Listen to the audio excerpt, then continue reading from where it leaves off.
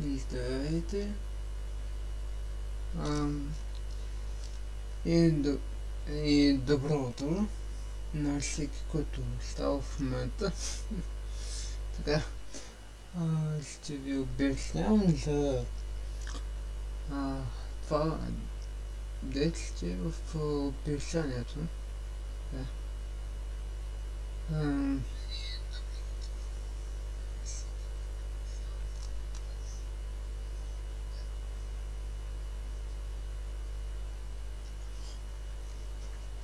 Я сломал.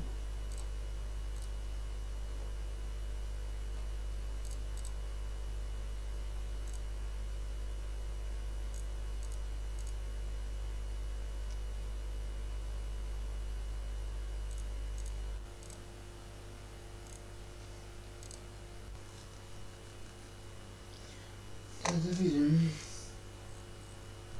Это сломал.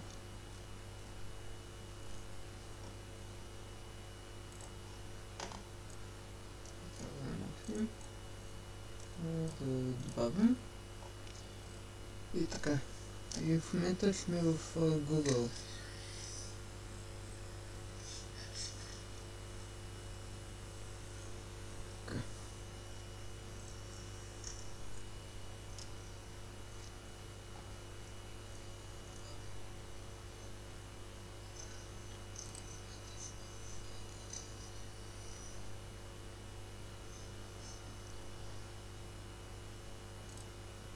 И ще говоря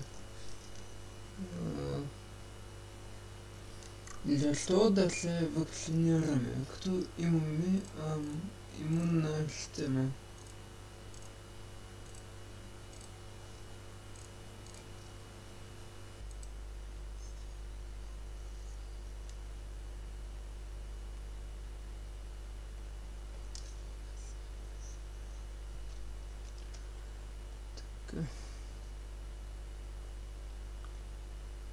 Пък и после ще говорим за нещо друго.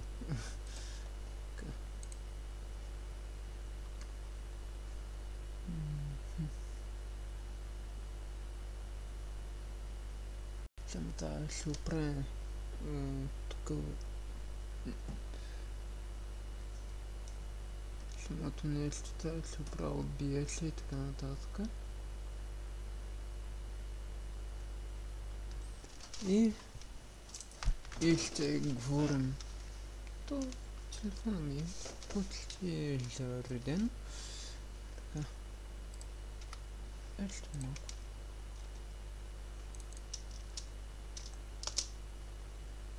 То така.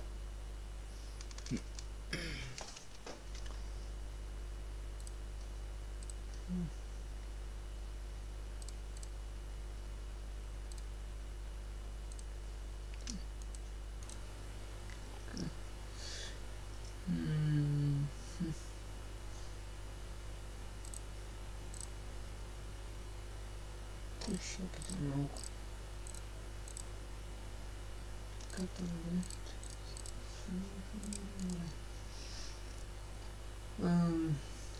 сега ще напиша какво е на английски, добре.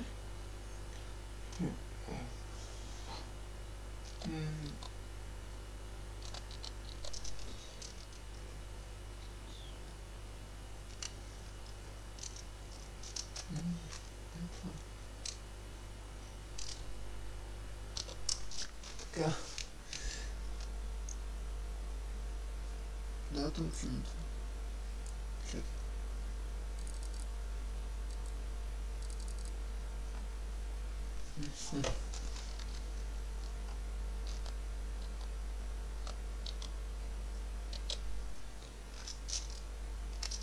Добре. Така.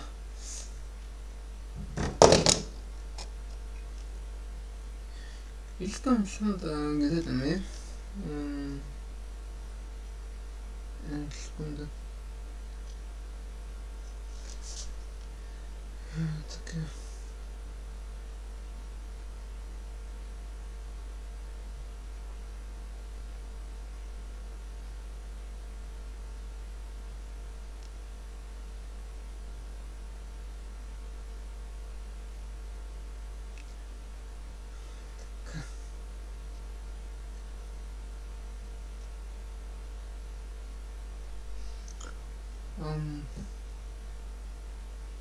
можем да гледаме в случай смъртни случаи.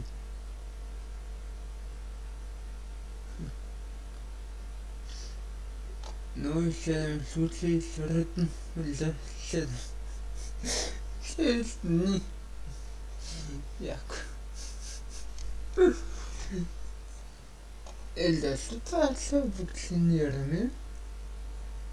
Като ние имаме имунна система. Всеки знае, че имаме имунна система. За тази имунна система нищо не бил да се вакцинираме, пък и между другото, извинете, че не съм качал от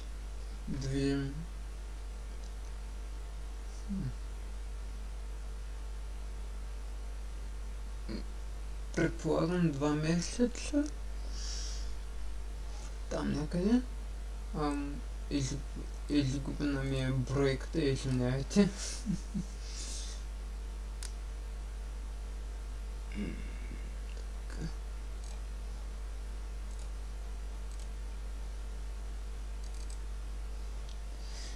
И защо трябва да се вакцинираме, като можем да чуем това тук в Google, поточно в YouTube. Чакай. Basically, inflammation of the heart. In North America, it is most commonly caused by a virus. Стой малко.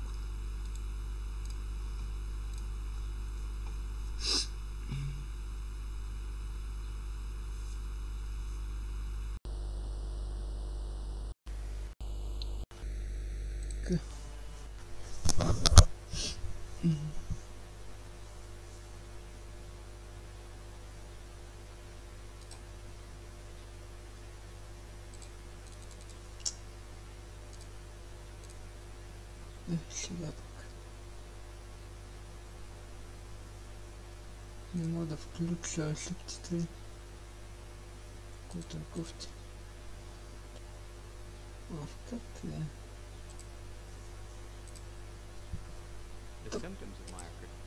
Субтитрите аз си ги оправя. Are generally chest pain, sometimes with shortness of breath and swelling of the ankles. In rare cases, myocarditis can lead to arrhythmias of the heart, which cause you to lose consciousness. Myocarditis should be suspected in a young person who has no other cardiovascular risks, yet presents with cardiovascular symptoms. The first test is usually an electrocardiogram, which tests the electrical activity of the heart. Then a blood test, usually a troponin, that looks for signs of cardiac injury. If these are abnormal, sequential testing with an echocardiogram and sometimes an MRI or even a heart biopsy may be needed in severe cases. Myocarditis following these vaccines is very rare, and myocarditis in general after vaccines is very rare. In all cases, including the vaccines for COVID-19, it is better to get the vaccine than to not get the vaccine. And the reason is that the actual infection is always worse than the possible consequences of the vaccine. Myocarditis does occur after the COVID vaccinations using the mRNA technology. The rate is very low. Recent reports suggest that primarily it's young people, mostly males, and after the second vaccine. The cause of myocarditis in people who have received the никога през целия си живот не бил да се вакцинирате. Никога. The mRNA vaccines is not yet known. We believe that it is likely an immune reaction to the components of the vaccine, which is also what is needed to protect people from the virus itself.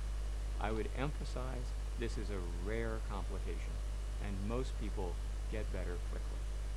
In patients who get the vaccine and then develop chest pain due to myocarditis, they generally recover quickly. The risk of that happening is on the order of 1 in 100,000 vaccines. In contrast, the risk of actually getting myocarditis from the virus itself is about 1 to 2%, a much higher number.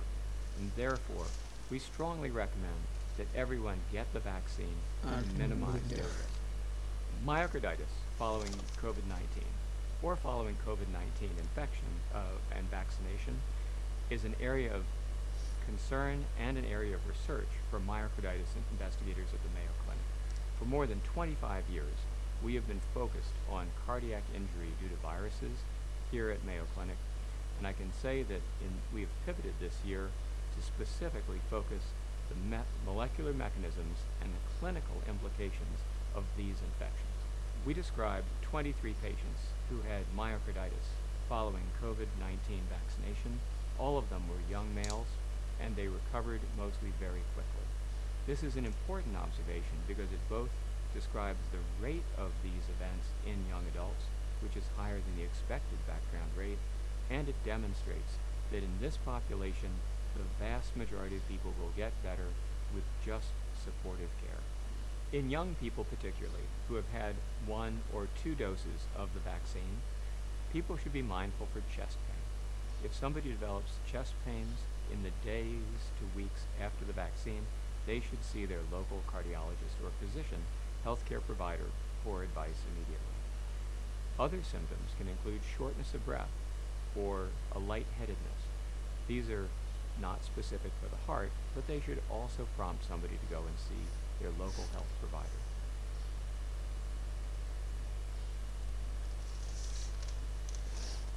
Okay. Друго.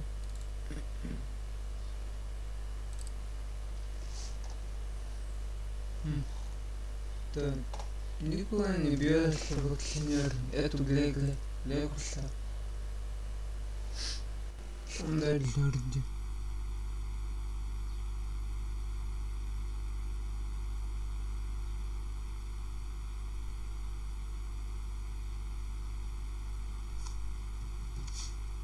Воу, чакай. Малко.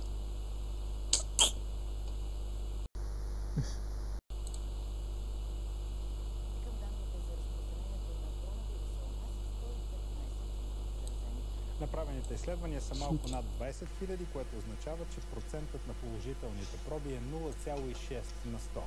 Излекуваните за последните 24 часа са 117.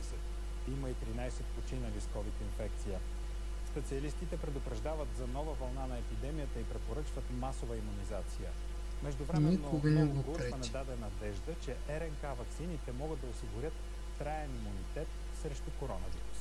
Това не е вярно. Изследване на американски учени е на път да даде отговор на един от най-задаваните въпроси, а именно колко дълготраен имунитет изграждат ваксините срещу коронавирус. И по-конкретно от тези, които са създадени на базата на информационна РНК. Вероятно ще докажат един дълготраен имунитет пожизнен. Ако всички вакцинирани реално или големия процент от вакцинираните имат доживотна протекция, това означава, че само с 2 дози обществото ще бъде предпазено завинаги срещу COVID-19. Учените установяват, че препаратите на Pfizer и Moderna дават дълготрайна защита срещу новите варианти на вируса. Те доказват, че дори на 4-тия месец след първата поставена РНК ваксина, в така наречените герминативни центрове в лимфните възли все още има активна протекция, а тези герминативни центрове са отговорни за дългосрочната пожизнена протекция срещу различни микроорганизми. А докато проучванията в тази посока продължават, специалистите у нас призовават за масова имунизация. Практиката показва, че 2 дози в много по-голяма степен предпазват. Една от причините, които изтъкват, е задаващата се нова вълна. Показването на делта варианта действително червена лампичка. Към момента ситуацията епидемичната в България е много добра, много спокойна, но вероятно към края на август, най-късно през септември, нас не очаква подобна вълна. Затова и препоръката е вакцинацията да се направи през лятото, за да е защитен организма през есента, когато се очаква нов пик на епидемията.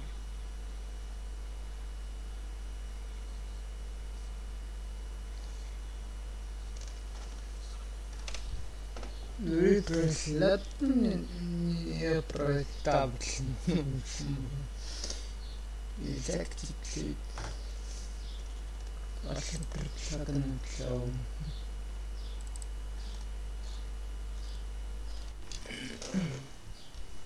Или пък ще има и назад. Може.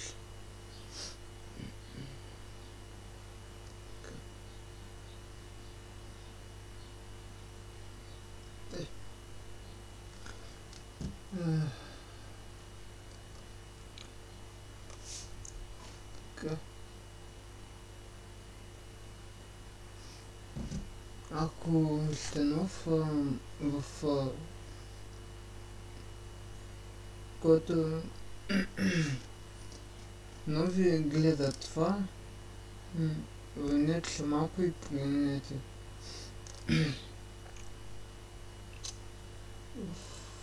Крана ми е замръзнат.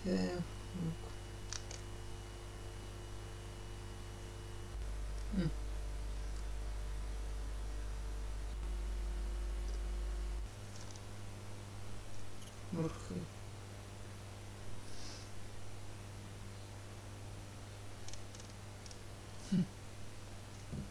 Това да го правя в екран.